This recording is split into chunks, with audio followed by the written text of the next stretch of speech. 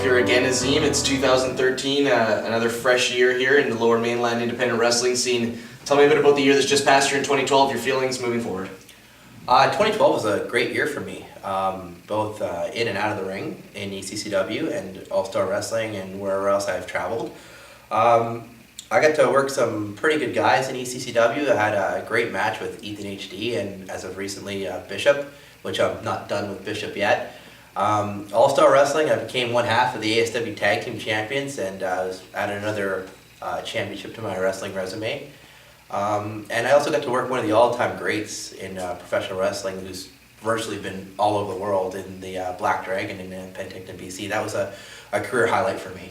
Well, sounds like a pretty well-rounded year for Azeem The Dream, but Azeem, as you know, we're doing the inside look here, and you don't just come here to chitter-chat. We had a little bit of a rocky relationship at the beginning of our tenure, but we've come along, and you bring me in here to talk about these things, and today's topic of discussion is Gorgeous Michelle Starr. I don't know a whole hell of a lot about what's going on between you guys, but there seems to be something, or as you would have brought me here today. What's going on with Michelle Starr, and how did this all start? Michelle Starr, first of all, I just want to say, if it wasn't for Michelle Starr, there would be no wrestling in British Columbia today. That man has fought through some tough times to keep indie wrestling alive in BC, but that's as far as I'm going to go to acknowledge the man. I broke out in 2006, and I was hoping to get the respect and admiration from Michelle Starr, like he's given so many other guys that's come through the business, like Scotty Mack, Disco Fury, Veronica Weiss, Nicole Matthews. I could sit here all day and list names of people he's helped bring through the business and made them stars. And I was hoping my name would be added to that, but it wasn't. It never was, and to this day, it still hasn't.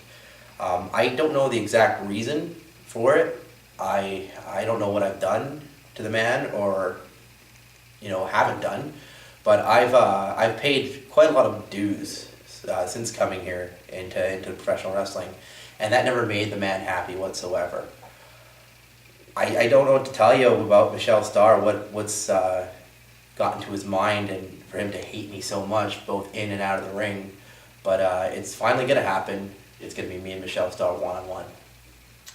A little bit more recently, of course, this all started in the past, but a little bit more recently, there's been some taunting, some goading, some showboating on social media. It seems to be where that's all happening these days. Tell me a little bit about that and what's going on between you and Gorgeous Michelle Starr a little bit recently here that's maybe sparked this match here now. You gotta love Facebook and Twitter and the touting. Starr has been touting and putting out touts that he's been challenging me in the liquor store parking lot of Ladner and the 7-Eleven. He's been waiting for me out there to finally settle the score. But he's got a history of doing that, challenging people and not showing up. I was there at the Ladner liquor store maybe, to see what's going on. And of course, he wasn't there. Either he was in the liquor store getting all liquored up, getting the liquid courage going, but he wasn't there. He didn't show up. For that, I think it's kind of a mental thing for Michelle Starr. If he can get you here, he can get you in the ring, and I got news for you. He hasn't got me here, and February 8th, he's not going to get me in the ring, I can tell you that much. Obviously, playing some mind games, as you say, trying to get under your skin, maybe the straw that broke the camel's back leading up to this match, but it hasn't all been like that. It's been some serious stuff going on in the past where he's humiliated you and done some real rotten things to you that obviously have weighed into your decision that this relationship obviously needs to come into question. Yeah, in the past where it really got heated up between me and Michelle Starr, with him spouting off at me and me spouting off back, him threatening me threatening him back, there was actually a time where it got pretty heated where I was going to drive to the man's house and call him out right there and confront him. And that wasn't, looking back, I don't think that was the best decision, and thank God that didn't happen, because I don't know what would have happened that day. If I would have knocked him out, or if he had knocked me out, or police would have been involved, or anything like that. I thank God I didn't go through with that. But I'll tell you a little story. On my stag night, I had Moondog Manson with me, and he was the driver. Not a bad guy to have with you. Not a bad guy at all. And I offered Moondog Manson money to drive me to Michelle Starr's place so I could beat him up. Oh. And when Moondog Manson is the man of reason and says no, then you got to wonder if it's, if Manson's saying no, is this such a good idea? But, I thank God that I didn't go through with that. And I didn't go through with any of the threats I have made Starr, and he didn't go through with any ones he made me. There's also times where, you know, he'd start shouting at me and stuff like that, and when I was back in training, he belittled me and made me do all the crappy little things that no one else wanted to do, like pick up peanut shells off the ground that some of the boys have eaten and tossed on the ground. And I did that. I pretty much did anything he asked me to do, and more, like clean the building, put the ring down, put the ring up, drive the ring here, drive the ring there. And I never got that thank you or anything like that. And that's kind of sat inside of me not too well. And it's ready to explode and come out, and I'm going to teach Michelle Starr a lesson, if you would, in respect on February 8th. Now, this has obviously got very personal. You're threatening to go to the man's house and assault him. That's very serious stuff. Yeah, Azeem. We sit here and we have smiles on our faces, but that's serious stuff. At the end of the day, Azeem, what do you look to gain out of this match? Well, we're going to find out February 8th. If one ring can hold his ego, and I guess my ego, in the same ring. And it's gonna be a day of reckoning, if you will. Now, Azeem, you may not know this, but Michelle Starr has contacted me also for an interview. So obviously it won't be called the inside look, that's our kind of thing. But yeah. What do you think is going to come of my interview with him? What do you think his words for you will be? And do you have any words for him? Why don't you ask him why he hasn't accepted my challenges over the years? You can ask him what he really thinks of me, and why he hasn't respected me at all. Ask him the hard questions, and we'll see what he has to say about that.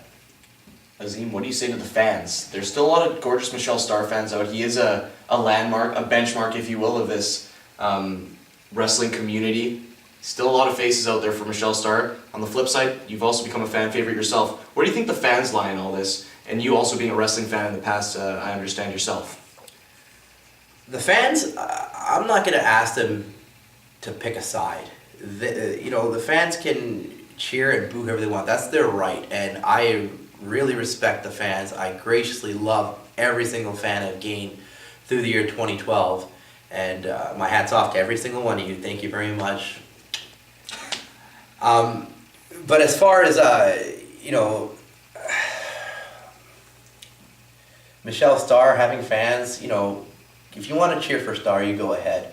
But at the end of the day, I hope to gain the respect I so richly deserve from Michelle Starr. And if I don't get it in the ring, I'm just going to beat it out of him until I get it. You guys don't know how long this has been eating inside of me. It's been eating inside of me a good 5-6 years. Michelle Starr not respecting me. Michelle Starr not giving me my due. Michelle Starr saying I shouldn't be in the ring. Him saying this and that about me. I used to be one of these fans paying their hard-earned money to see Michelle Starr in the ring. In Cloverdale, Bridgeview Hall, New Westminster. I was there. I was the biggest GOD mark there was. I really was. I was supporting Michelle Starr, whether it was hardcore, it was blood and guts. I was there every single Friday, Saturday night. And I would thought that would get me a little bit of respect coming into the wrestling business, and it didn't from him. So February 8th, like I said, is going to be a day of reckoning. Michelle Starr, me beating you is going to put me right up there, but that's not what I'm looking for. I want to beat you so you remember it. This match is going to be for every single wrestler that's come up in the business that did not get that ounce of respect from that one vet. And you know what, Starr? February 8th, I'm going to beat you to a bloody pulp. And I'm not going to take your garbage anymore, and no one else should either. February 8th, February 7th, I'm going to be in the parking lot just to make sure that you're there. I will be there. I hope to hell you show up, because it's going to be a day you're never going to forget. Well, that wraps up this portion with Azeem The Dream. We'll come back with Michelle Starr and see what he has to say about this. This has been The Inside Look, and I'm Corey Basso.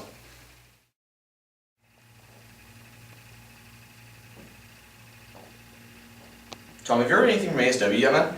No, I haven't heard back anything yet. I thought he was supposed to be here by now. He was. I supposed to get a couple text messages from them. Who the hell are you, man? What the? Who the hell is this? Michelle Starr. Gorgeous man. Who the hell is this? Tom, what is this, man? No idea. Is this a joke? Did you do this, man? No, I didn't do this. Dude, this is my time. We're wasting my time here. Who the hell are you? Oh, look! It's gorgeous Michelle Starr here. Azeem, what the hell are you doing here, man? I'm here for your interview with Michelle Starr. What are you talking? This isn't Michelle Starr. What are you talking about? It is Michelle Starr. It's the icon of pro wrestling in BC. You drop your pen there, Corey? Did Here, why don't you ask him the hard questions here? Ask him.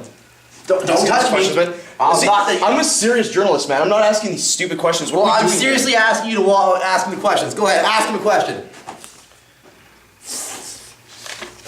Michelle Starr, why aren't you showing up for your matches with Azeem The Dream? Kind of too gorgeous and sexy. Well, this is the icon of pro wrestling in BC. Ask him another one. Ask me another one, man. I'm out of here. This is a joke, dude. This is not a joke. He doesn't This want his pen back. Oh, heavens no. Look at this, Michelle Starr. This is your icon of pro wrestling. Right here. The man that started it all in BC, Michelle Starr. Look at him. He's looking a pen, for Christ's sake. February 8th, Michelle Starr. I'm going to knock your teeth out and show you what I'm all about. How tough I am. Don't touch me, Starr. I'll knock you out right now. I'm going to show you how tough I am February 8th.